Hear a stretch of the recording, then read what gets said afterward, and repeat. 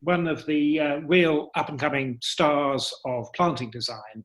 Now, it's been one of my great pleasures of doing the work I do, is to meet some of the really amazing people who have been making such dynamic changes in landscape and garden design, and particularly planting design.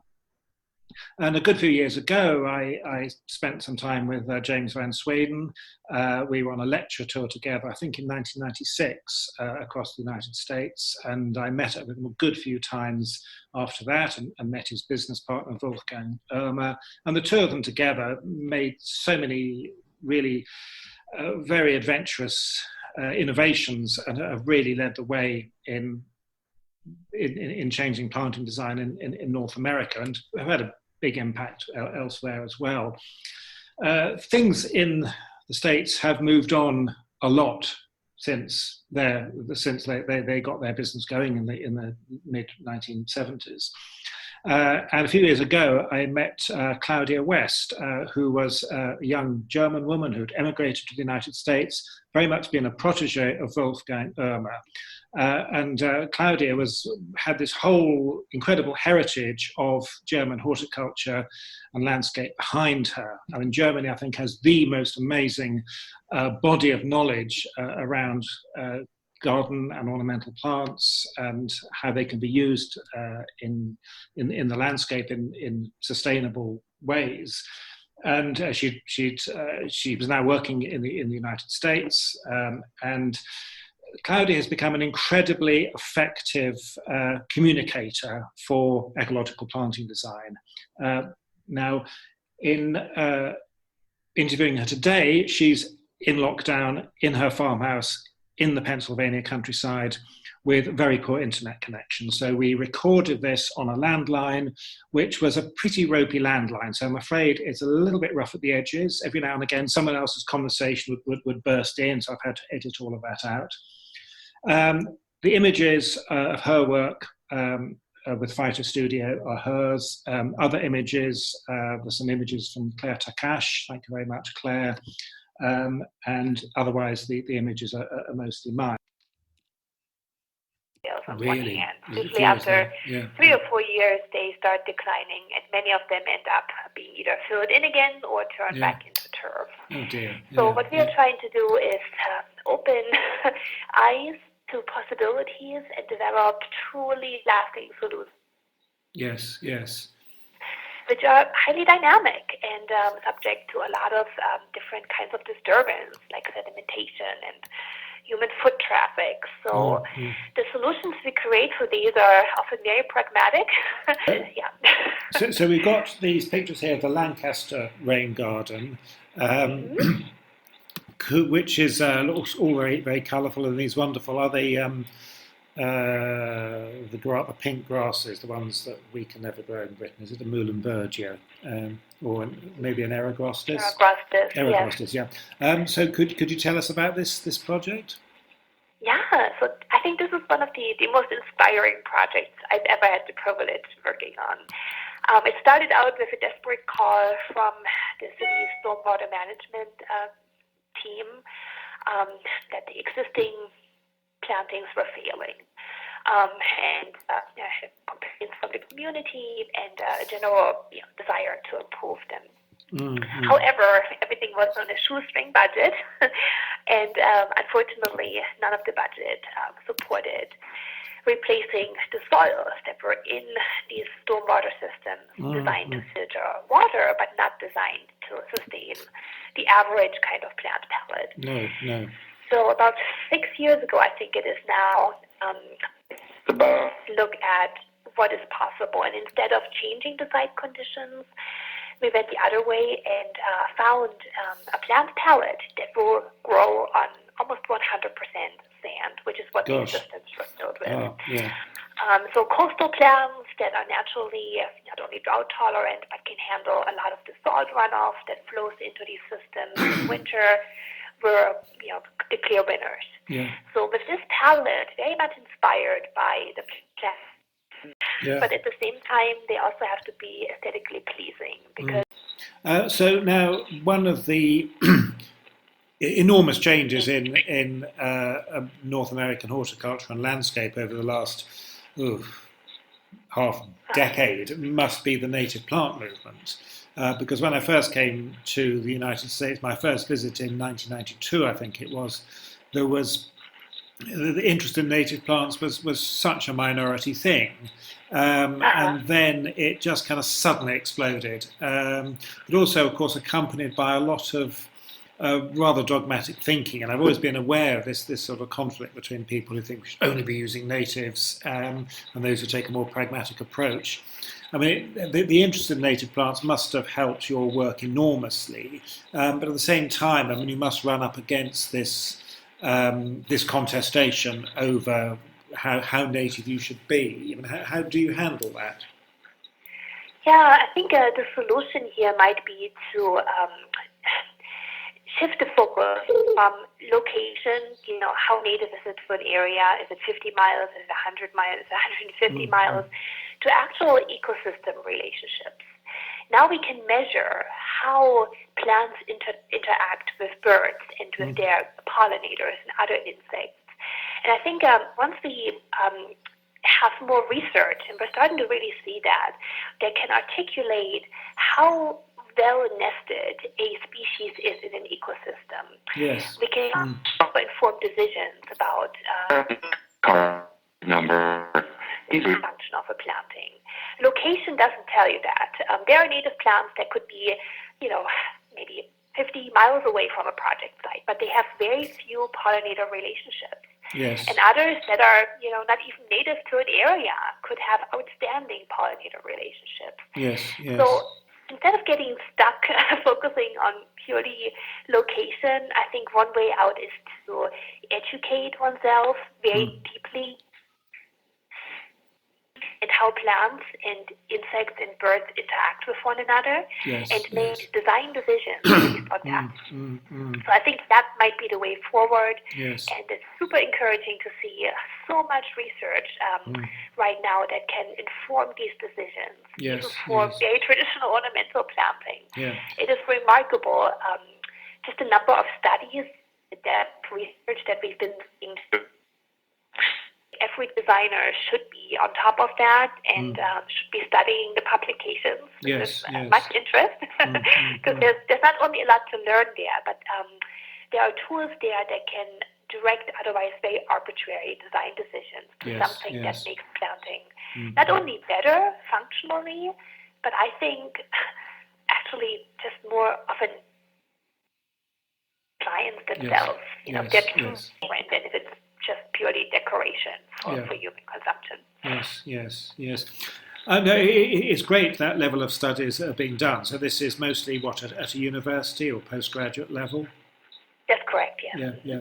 No, that's really very, very good. And of course, it also helps that there's been a number of key projects like the Lurie Garden, and particularly the High Line, which very seriously take on board using regional natives, but don't go down that road 100%. And I think as iconic projects, they've been perhaps very, very useful in that respect.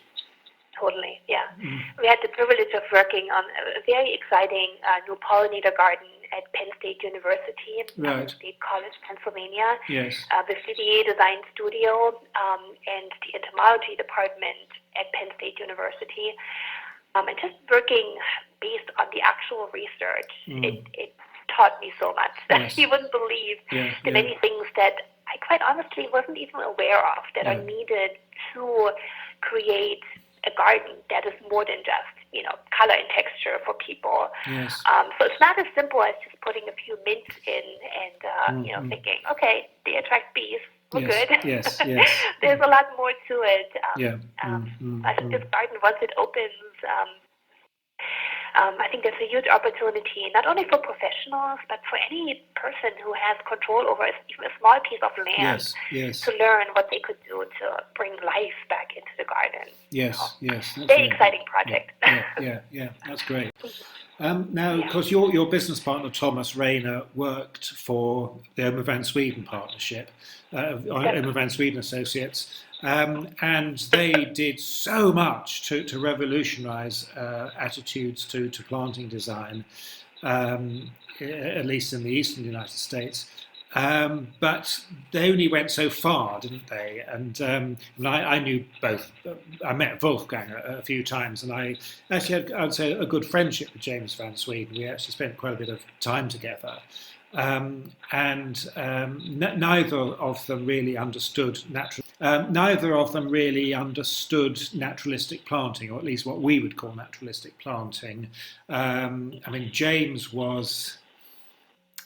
liked things fairly kind of orderly, and Wolfgang had his sort of particular plant focus and was, I think, particularly hostile to the idea of using only natives. But Wolfgang was a really great teacher and Yes. mentor, and I owe him just so much. I'm forever grateful for him taking me under his wing and Yes. showing me the ropes in terms of planting design. And I think he would probably send lightning strikes from heaven right now if he saw what I was doing. Oh, really? Really? But he did. So I think a lot of his logic more complex planting is more difficult to maintain and manage long term. Yes, So the simpler you can keep it, the easier it is to understand for traditional maintenance firm, right? People who don't have the kind of sophisticated garden skills that you would maybe find in public gardens. Yes.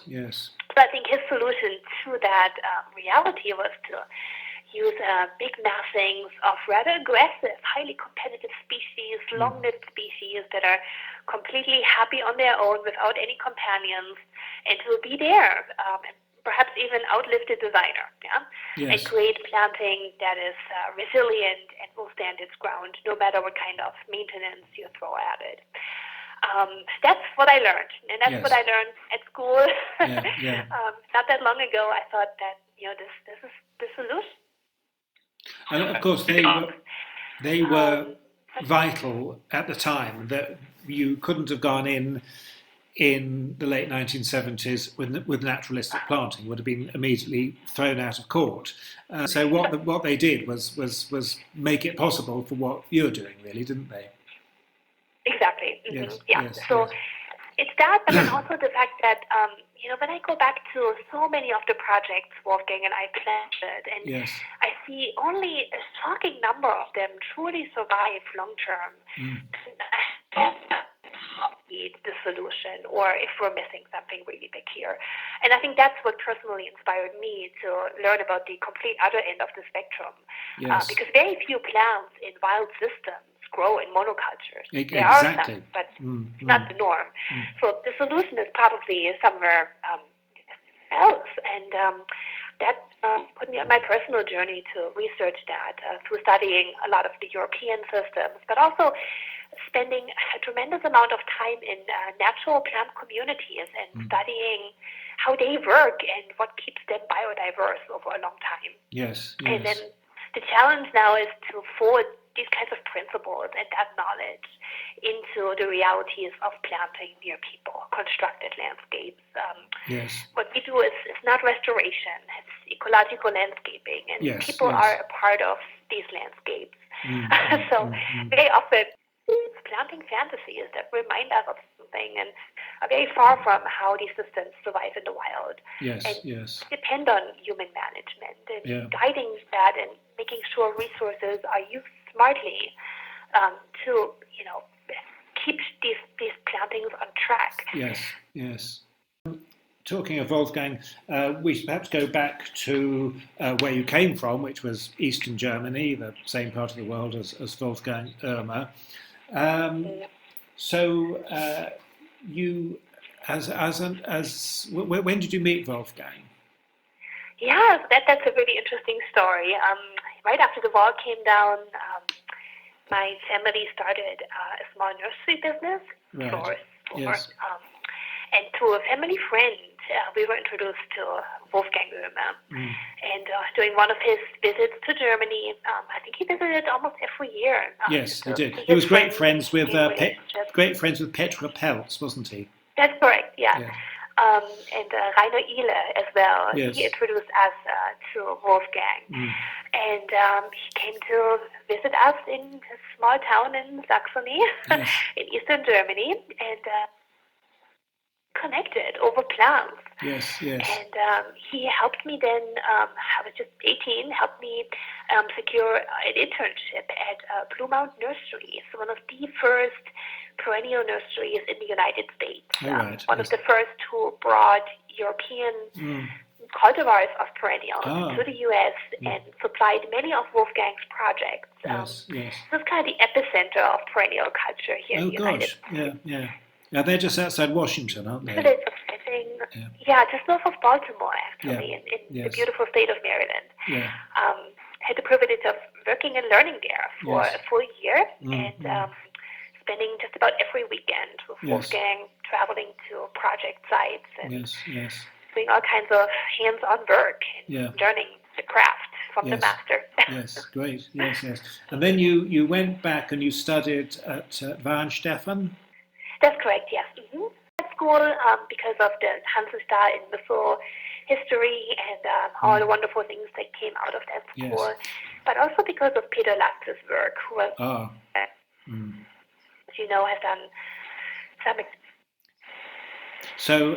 his vegetation. Yes. So Peter Latz, I think he's known primarily for that project in Duisburg Nord, isn't he? The old steelworks. Yeah. Yes. Yeah. So what I found so inspiring is not only the fact that he was trying to show the beauty of industrial landscapes, but also the beauty and sustainability of work on their own. Yes. So clearly there are a lot of challenges around that, but the lessons learned from Peter Latz himself and the team, they still inspire me today and inform every single project. There are often plant lists where certain species that are likely to seed in are part of the design, but they're not part of the plant list. So I think that work is a huge influence. And, we're trying to experiment with that as much as we can. The best way of planting. Weihenstephan must have been a wonderful institution to study at. I mean, it's the garden there is just fabulous. I mean, I have so many happy memories of looking around that garden, and it was also part of my whole introduction to this incredibly rich German tradition of growing perennials. I mean, it must have been a real privilege to have been there as a student. Absolutely. I enjoyed every moment of it, and I'm still so grateful that I had the opportunity to study there and learn from the master himself, from Hermann Müssel, who was the curator of the garden for many decades, and just such an inspiration and such a wealth of knowledge. He truly opened my eyes to mixed planting and how important it is for creating stable planting, and how habitat relationships influence the aesthetic appeal of planting. Absolutely, yes. A lot of things that I'm incredibly grateful for. You don't want to know. I lived in these gardens. Yes, I bet you did. Individual species and where they are. They became like friends. Yes. And I love the way that the entrance. It was designed to a brief by Richard Hansen. Now have internet, and we have a lot of books about plants. But I learned from seeing them in the field, from not only seeing but touching and smelling the soil they grow in, and studying how they interact with their neighbors, and how long-lived they are out there, and how they reseed. That still is the greatest inspiration to any planting plant till today. Yes. Yeah. I mean, dig them up and. One of the things I love about the Trials Garden at Weihenstephan is the entrance, which was apparently the design brief from Richard Hansen was that it should have a gate because it should be shut at certain times, but the wall should be low enough for students to get over the wall after it was shut.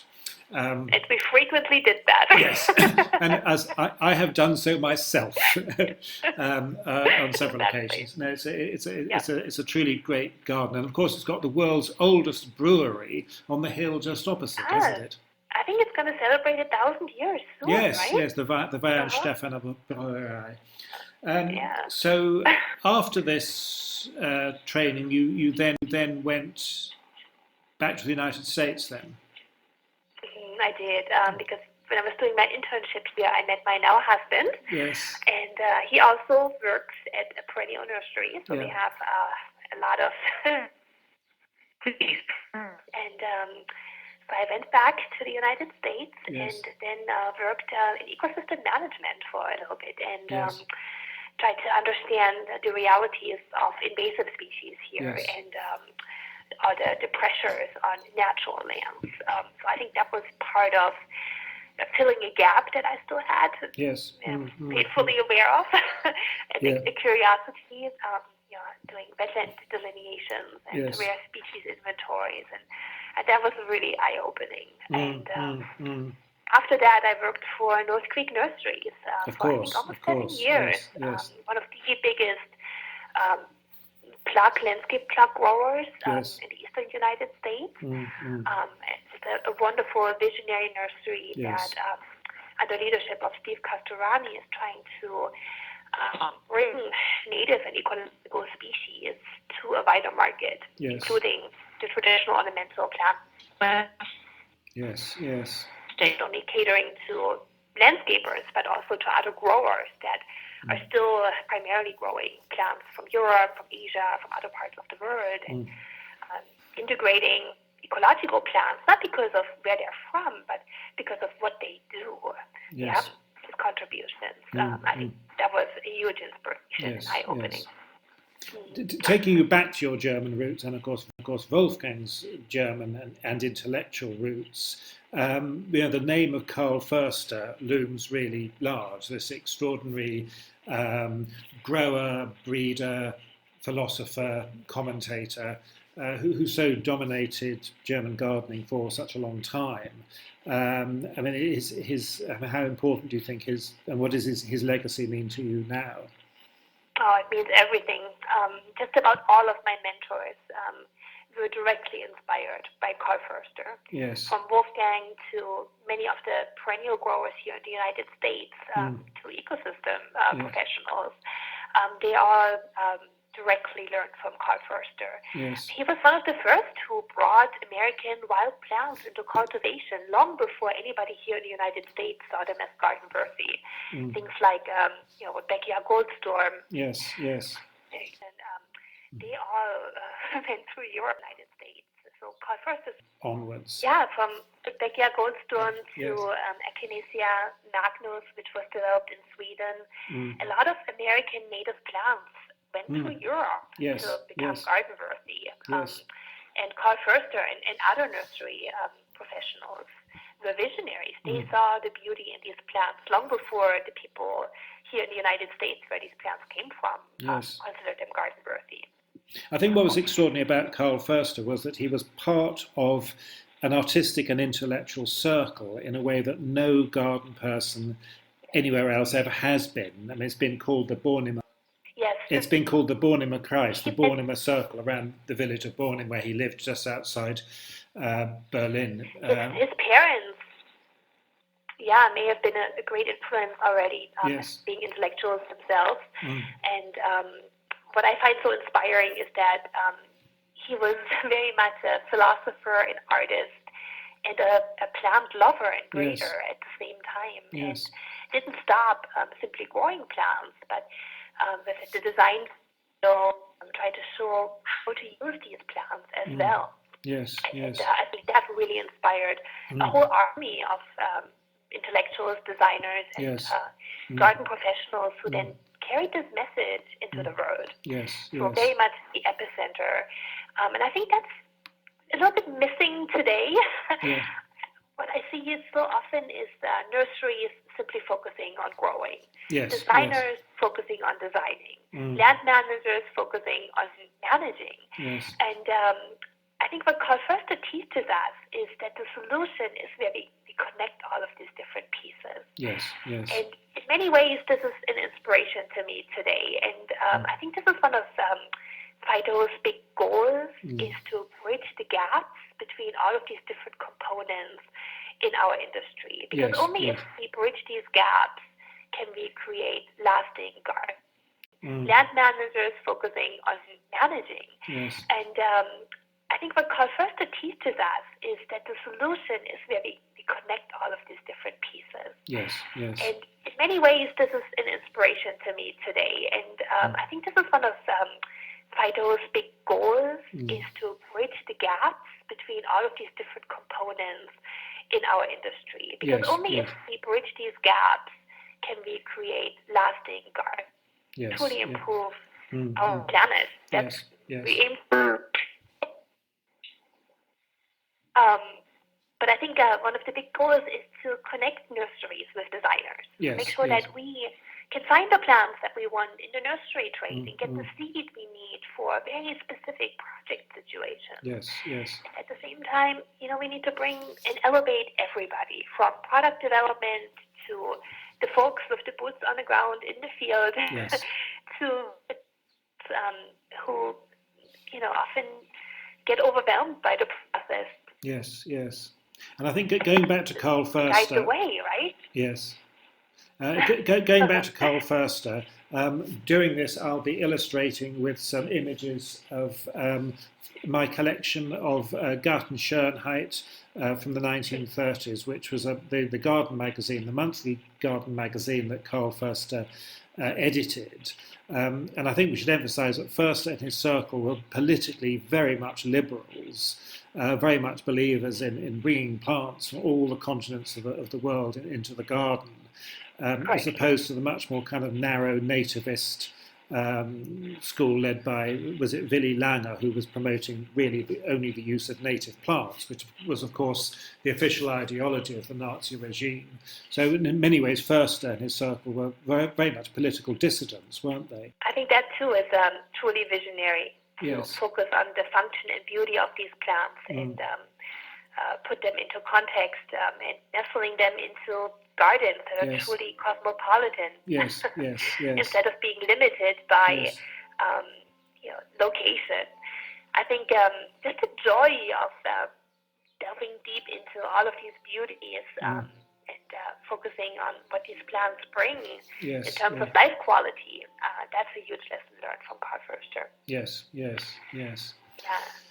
There's a very interesting video or movie of Carl Förster that I found in the German film archives a couple of years ago. Oh, really? Yes. Very few people are aware of it. Oh, I'd love to see it. I can help.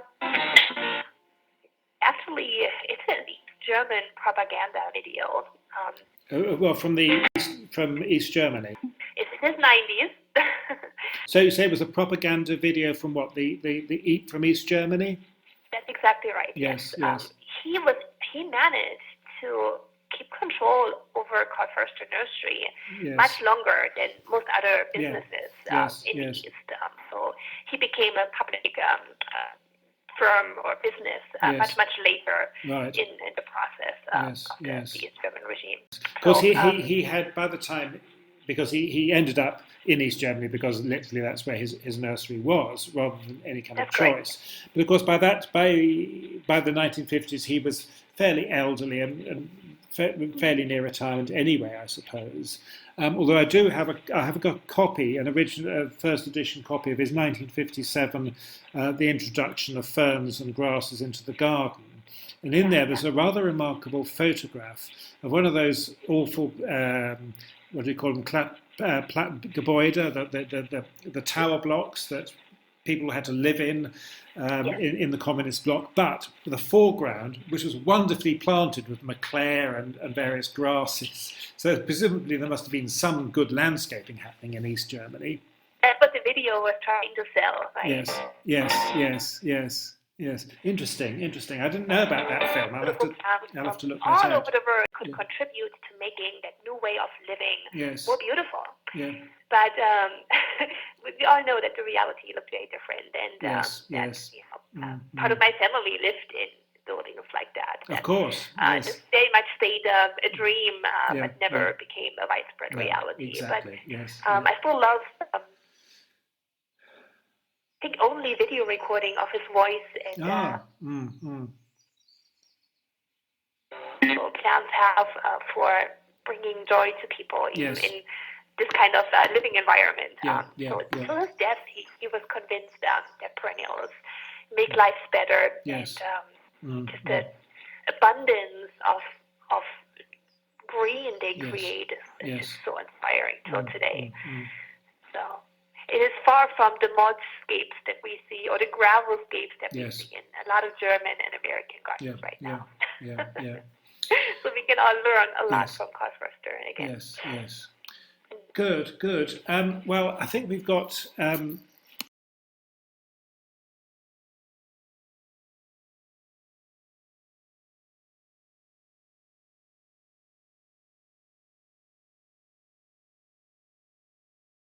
Can everybody hear me? Yes, Claudia, hello, you've made it. Great. A few moments of acceptable internet. First, I want to apologize for everyone for the terrible sound quality, and thank you, Noel, for hacking through this and still finding a way to broadcast this message. I'm very grateful. Well, we'll have to have another go when we've got a better connection. But no, I thought it was important for us all to hear what you have to say. I mean, it's such an interesting story. Now we've got some, and it's very good of you to be able to join us from your possibly rather remote location. So we've got some questions. Obviously, a lot of interest in salvia cara. Everyone loves salvia caradonna, don't they? Oh, it's the sexy black stems, right? I suppose that's it. Yes. And some. Just looking at our chat, there's some discussion over the spelling of Van Stefan.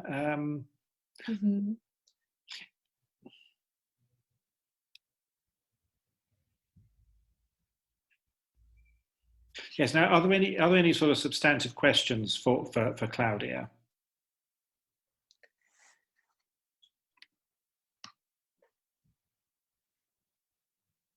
I think the poor sound. Favorite plants? Yes.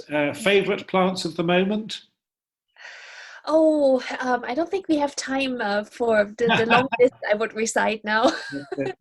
I think there must be new. There's always something just coming over the horizon, isn't there? And I was thinking not just in terms of looking stunning, but actually in terms of perhaps real functionality for the kind of work you do, which at the end of the day, it's a lot about functionality, isn't it? The two genera that I'm experimenting the most with right now are violets and carex, to broaden the number of species that are currently available in the trade, because the ecological and functional value of these two genera are just mind-blowing. In terms of pollinator support, stormwater and phytotechnologies, these are definitely plants that we are weaving into our designs more often now, even in locations where in the past we didn't have the correct species available. So we're especially looking into sedges for extremely dry, urban, high pH soils with salt loading to nestle them under ornamental species and introduce this layer of green mulch even in more traditional aesthetic plantings. So I'm getting a little geeked out over these genera at the moment. It's a wonderful world of possibilities, and a real struggle to find seed and other propagules of these species in the trade. But I think there are a lot of exciting tours hiding there.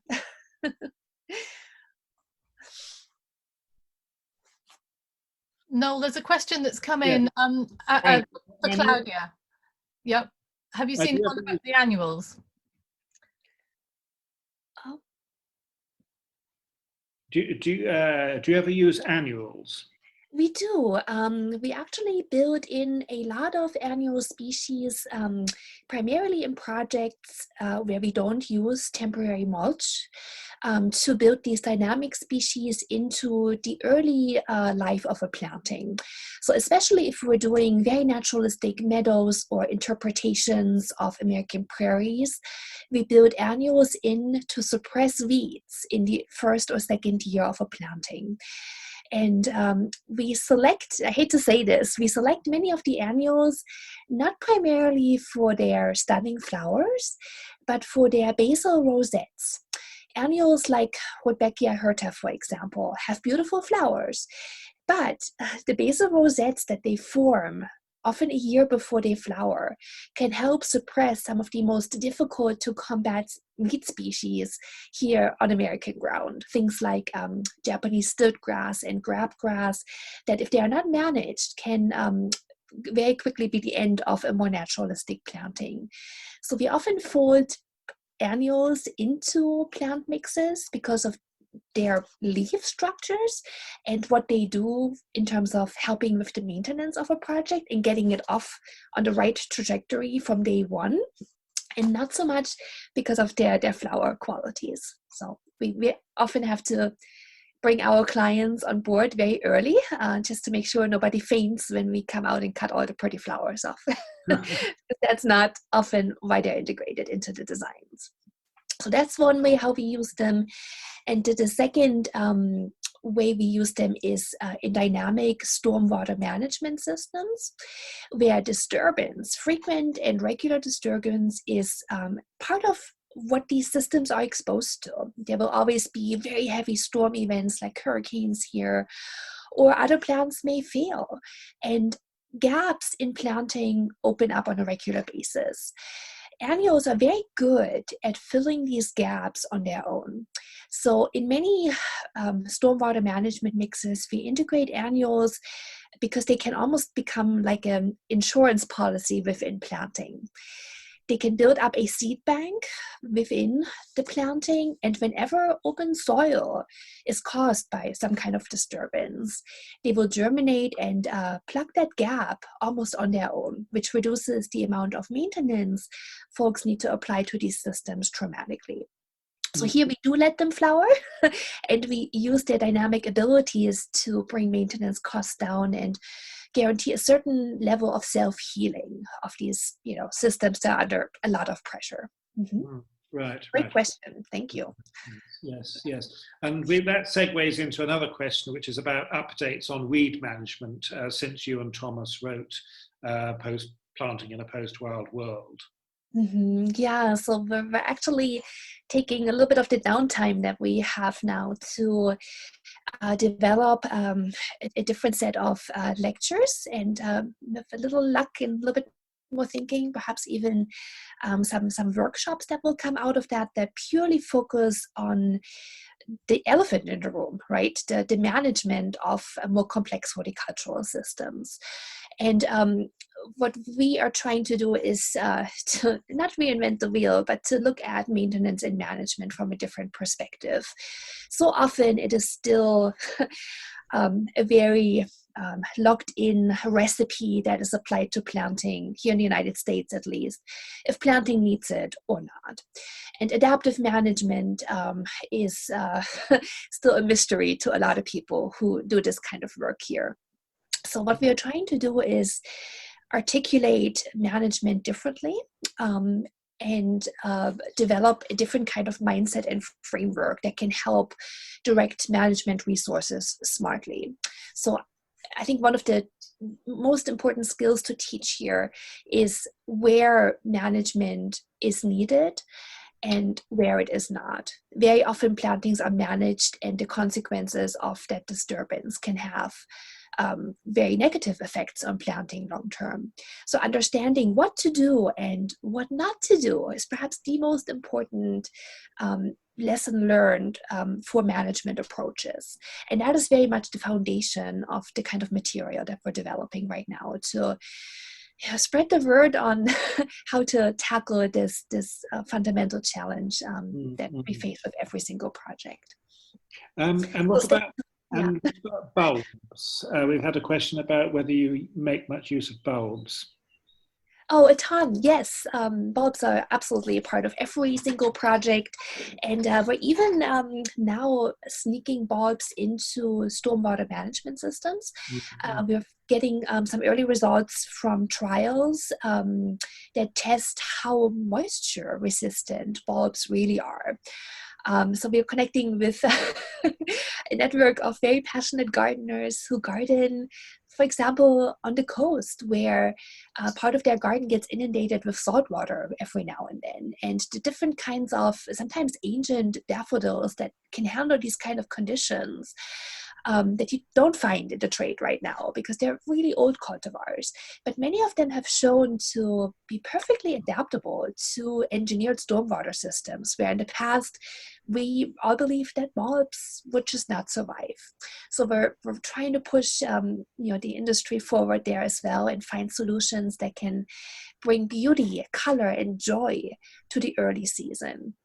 The big challenge here is that there are very few American native bulbs. Most of them come from different parts of the world, but even if they're from different parts of the world, they tend to have pretty remarkable pollinator relationships.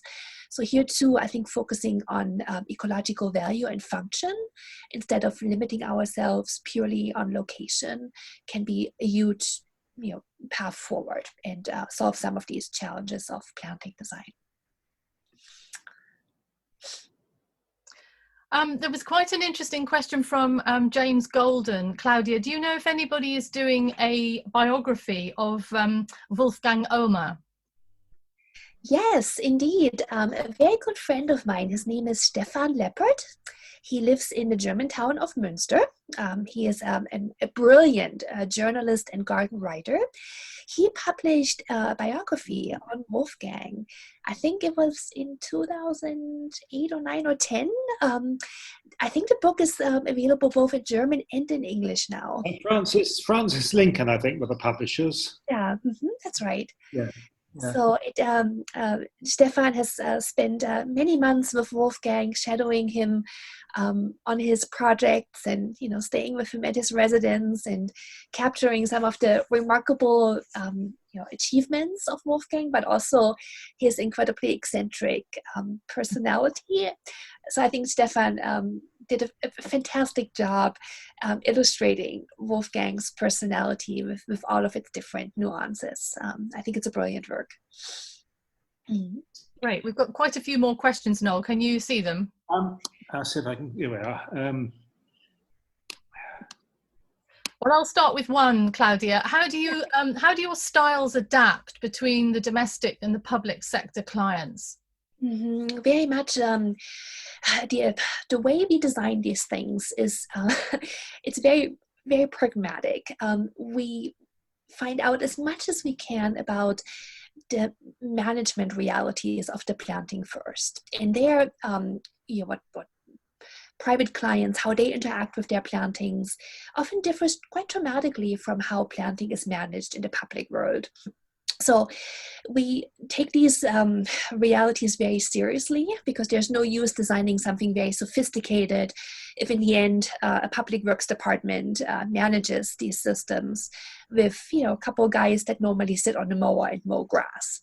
So we try to understand and ask these questions super early in the process, what the management realities look like, and then base our decisions on that. Sometimes it means that we simply don't have the luxury of making planting incredibly sophisticated and biodiverse because they would never survive in that context. But then when we have planting, for example, in public gardens or with really committed landowners, then we take that on 100% and give them something that they can absolutely enjoy and that challenges them and gives them the ability to deeply connect with a sophisticated planting system and dig out some of these old human instincts that help us manage and maintain and create stunning gardens. So it's a decision based on the realities of maintenance and of design style. So we use, on the spectrum from wild to neat, many different possibilities are possible, and it absolutely has to match the context of a planting. That's a really nice question from Emma Ray. She's asking, if you were starting your career again now, where would you go to train or to learn about ecological planting? That is a really good question, and I often wish that there were more opportunities for young people to, dig deep into that world and learn. There are a couple of outstanding universities international that teach the basics of that. Clearly, Freising Weinstefan University of Munich is a great resource. Sheffield University is a fantastic resource. Technical University of Berlin has a wonderful program. So does Erfurt and Dresden. Here in the United States, I'm a huge fan of the Conway School that teaches an incredible curriculum of ecological planting design and management with, I think, an outstanding focus on hands-on practical work and not just studio work. Unfortunately, George Washington University's program on ecological planting design was discontinued. But there is an institute here in Baltimore that was started by another friend who brought the German apprenticeship program to the United States. It's called the American Landscape Institute, and it teaches young career starters the basics of the horticultural world in a fantastic combination of hands-on learning and theoretical work in a college nearby. So there are many opportunities, but my biggest advice is to get out there and to connect with plants in their natural habitat, to learn these few remnants that remain, the things that no school teaches. And where is the Conway School, Claudia? Where in America is that? I've never heard of that, I'm ashamed to say.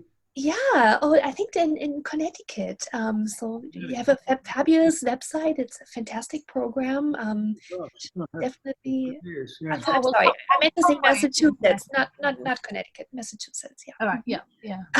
I would also add perhaps the Swedish Agricultural University at Alnarp near Malmö. They've always had a very good horticulture and planting design aspect to their landscape program. Right. Yeah. Mm-hmm. Exactly. There's a question from Craig Evans who's saying, how would one start a naturalistic design in an expansive, fairly flat home lawn that has no garden beds and only mature conifers around the edge in Zone 5B in the States? Start with the floor. So I think working in such a formal setting can actually make ecological planting shine.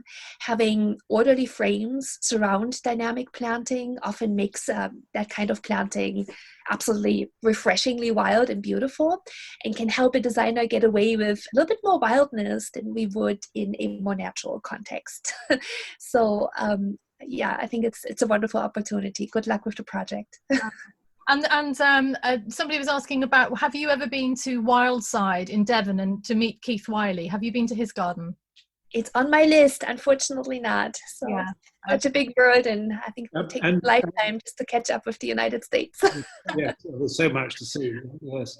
And a question about how you manage the more prolific, aggressive plants from taking over the design in meadow type plantings. Oh, this is a huge issue, and I'm so frustrated with the meadow movement here in general in the United States. Meadows are, often built on soils that don't support meadows without really aggressive high resource management in the first place. But yet they're being sold to a lot of clients as the solution, as perfect lawn alternative that will save resources and create spectacular pollinator habitat. Unfortunately, many of the meadows that we see in our daily work almost fail because they are not surrounded with the right kind of site conditions or management protocols. So if really aggressive species are nearby, or if the soil supports these kinds of species, then in some cases that either means really radical site preparation that takes some of the things away that aggressive species need to thrive, or it sometimes means that meadow might not be the best solution for that kind of planting. And maybe it is a more controlled planting that gives the illusion of a meadow.